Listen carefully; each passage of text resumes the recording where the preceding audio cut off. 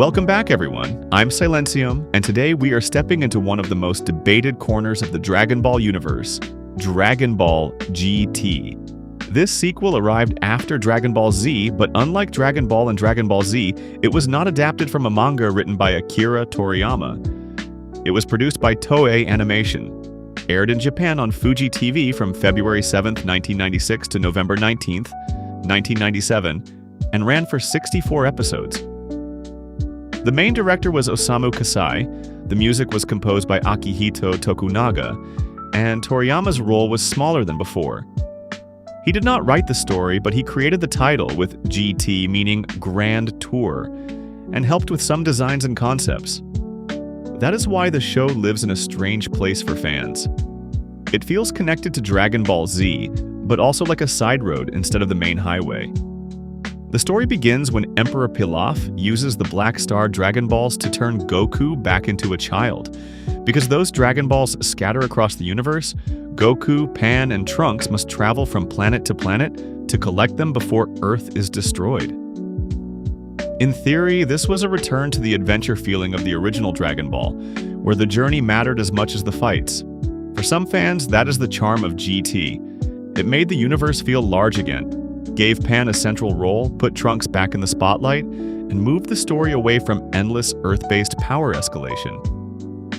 It gave Dragon Ball ideas that fans still love, especially the Baby Saga, the Shadow Dragons, Super Saiyan 4, and Goku leaving with Shenron.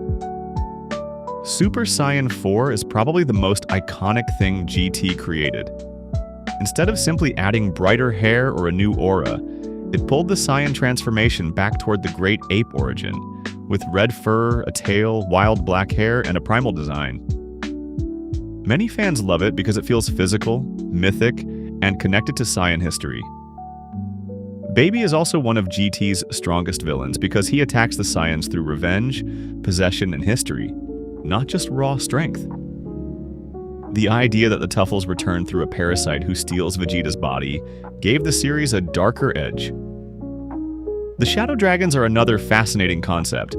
After years of using the Dragon Balls to fix every disaster, the heroes finally face the consequences of abusing miracles.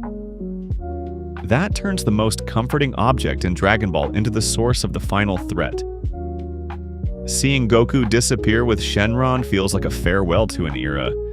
But Dragon Ball GT also has major problems, and this is where the fanbase splits hard. The early Black Star Dragon Ball arc is often criticized for being slow, goofy, and low energy compared with the explosive ending of Dragon Ball Z. The idea of returning to adventure was interesting, but the execution did not always deliver memorable planets, strong villains, or consistent comedy. Many fans also dislike making Goku a child again, because it feels like the show tried to recreate classic Dragon Ball while still depending almost completely on Goku as the main fighter. That creates another common criticism. GT sidelines too many beloved characters. Gohan, Piccolo, Krillin, Android 18, and even Vegeta often feel underused, while Goku solves most of the biggest problems. Pan had huge potential as the first major young female Saiyan hero, but some viewers feel the writing reduced her too often to being captured, angry, or used as emotional motivation for Goku. The Super 17 arc is another weak point because it feels rushed, confusing, and less meaningful than the Baby and Shadow Dragon arcs. The power scaling can also feel messy. Because Toriyama was not writing the main story, many fans never accepted GT as the true continuation of Dragon Ball. After Dragon Ball Super arrived, that debate became even louder. Still, dismissing GT completely would be unfair. It is not Dragon Ball at its cleanest, smartest, or most consistent, but it has a mood that no other Dragon Ball series fully replaces. It is adventurous, weird, nostalgic, and sometimes darker than people remember. Super Saiyan 4 remains one of the most beloved transformations in the franchise. Baby remains one of the most interesting post-Z villains. The Shadow Dragons remain one of the best ideas for a final Dragon Ball conflict. The final episode still hits with a strange sadness, as if even legends have to fly away someday. So is Dragon Ball GT a masterpiece? Not really. Is it the disaster some people claim it is? Also no.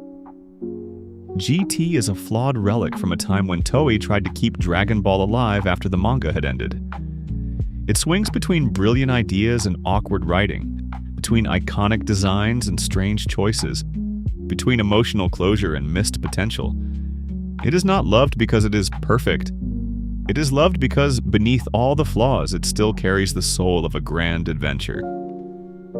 Thanks for watching. This was Silencium. And until next time, keep your Dragon Ball safe because one day the dragons might collect the debt.